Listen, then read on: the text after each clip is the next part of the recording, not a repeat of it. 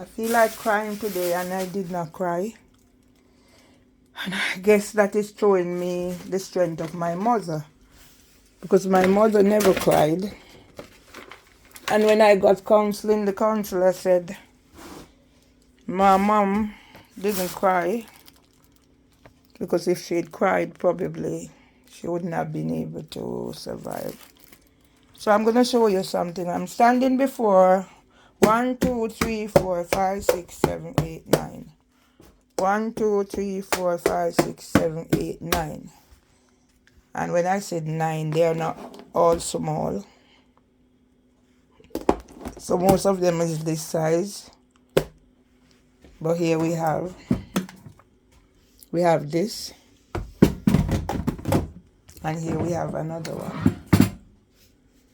Right. So I am in contact with a person who I knew from, there's another two, that's fresh. I'm in contact with a person I knew from, I met him when they were fixing up the restaurant down by East Street. And for the want of something to do, I link with people. And after he left the job, we were still in contact because he started doing his own little thing. And he said to me he could get Irish mush and he could make money of it. Like the fool who I am, I don't know when I'm going to stop being a fool. Don't know if it's too late now. Or I'll continue to be a fool until I'm dead. I gave this man money to get the Irish mush and stuff. And I keep giving and giving. I've never received a penny out of what I gave him to buy Irish mush. Yes, I got Irish mush that he made. Right. So he used to go around and sell food on his bicycle and stuff. Now, seriously now, since I developed the eating disorder, I used to go by his place and he cook a meal and I have a meal there and I come home. And then he was the one who suggested that he cook the food for me, and which I find very helpful, don't get me wrong. So I'd go there and make me lovely porridge. Then I'd come home stock up with food. But what I noticed the other day was that I'm having all this food. It's only me alone. It's not all the while my stomach will take the food. Yeah? So I counted all this. And over here I have some fresh ones. So all that is frozen, yeah? So I'm like saying to him, I'm going to deal with the food situation first and I deal with other things. I said to him the other day, it's becoming too much. And he's saying, oh, eat the fresh one first, blah, blah, blah. But no matter what, it's too much. I'm one person. I'm a big eater. But overeating is not going to solve anything. Whatever is in it, I can't eat all of this in 2 go. Whatever it is. So all these, probably I can eat them in 3 goes. I can't eat them off in 2 goes. None of what is here, I cannot eat in 2 goes. It has to be separated. Much more, whatever is in this. And I've got fish. Yeah, I've got fish that is out of the freezer on the fridge. And I have stockpile of stuff in there. Yes. Now, I notice the way people behave. And certain things they say, I take it. So I'm starting like today. So today I went there. Because on Wednesday I went to court and I took the bus because I wanted to start saving a few penny here and there.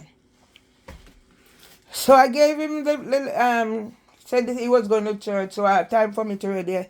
I take out some money and I gave it to him and I said, this is all I have this week. And then I heard the tone, sis, and then it started. So I listened. I didn't mind so much him showing me that his electricity and gas or whatever it is on going on 8 or whatever. What really got me was when he said to me, he asked me to get hat. He asked me to get hat for him, and I didn't get the hat. So that tells me that I didn't mind. But what he's saying now, I asked you tell you to get the hat, and you don't get that. So he's telling me now that I was supposed to get hat out of my money. He wasn't going to pay me. So what I'll do, yeah, because I was really upset. And the other thing that annoys me, I'm talking in my normal voice. I get excited. And he's going to tell me I'm not to shout and blah, blah, blah. I've been there before, and in excitement, and he's saying I'm too loud. There are certain mannerisms and the way a man talk to a woman, the way a man treat a woman, that tells me from beginning, I already voiced this, that I would not be having a personal relationship with him. What I'm interested in is the fact that he said he wanted to do a business in his backyard because he's a chef and he does all these things, and I need something to keep me focused. So over coming up to the end of the year, he said he want a drum, whatever drum for chicken, and I gave him the money. I let him sign something to say whatever, but I lost £5,000 like that. The person write the receipt, and I sign, say, do the principal, and then we deal with the whatever. And my £5,000 is gone, and nobody understands these things. I started realizing who and what this person was, and I realized that this is a person who was going to try and control me. Control freak. Yeah? He wasn't interested in me in a relationship. I told him, I said, you know what? I'm giving my husband giving myself time to get over my husband and grieve, and all due respect. And every time I hear him talking something different, as if he doesn't comprehend. When I go up there, I must stay over. I must sleep. And when I said no, I'm not going to put myself in a compromising situation with nobody because of what's happened to me. I actually got raped, and somebody tried to rape me, and then they turn it around and say it was me. So, for example, if I'm in a man's house and he decided he wants sex, can I say something? So when I said, no, I am not staying, he said the reason that I am not staying is because I will have to have sex with him. So I listen to people talk. This man is not aware of what's happening to him. The fact that he said, he tell me to get the hat and I don't get it. I was in court on Wednesday. When I got to court, I got lost. When I got to court, I sat on the floor. Yes, that's how weak I was. How traumatized I was. Because I thought I was going to mess up myself. I wasn't going to be there in time and the whole works. I asked people, can you come with me? Can you give me some support? One person turned up. The person Mr. Badaloo got. Johnny Mitchell. And Johnny said he came all the way from Wembley. He had an exam to do. And he left his exam to come. Johnny's a Calabar old boy. To come and support me.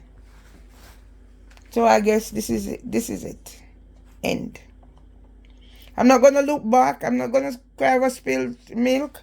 Because he's packing barrels to Africa. What I gave him money. I gave him money. I helped him out to pack those barrels. And for him to be acting this way. But I already started picking up. So I'm not going to cry over spilled milk. It's sad that another person has let me down. So I just stuck these in the fridge, in the freezer. What I can't eat. I don't like wasting food, but I'll eat. And what I can't eat, I dump. I never expected this to be the end. But this is the end of another, what I thought was a beautiful friendship. You know what this means for me? With what I'm going through, I even contacted my son's father. And then it seemed as if it's history repeating itself. I keep my distance from men. I don't think I want to have a relationship with a man. Any man who wants to come in my life has to prove themselves and come good. And I will not cry. I will not cry.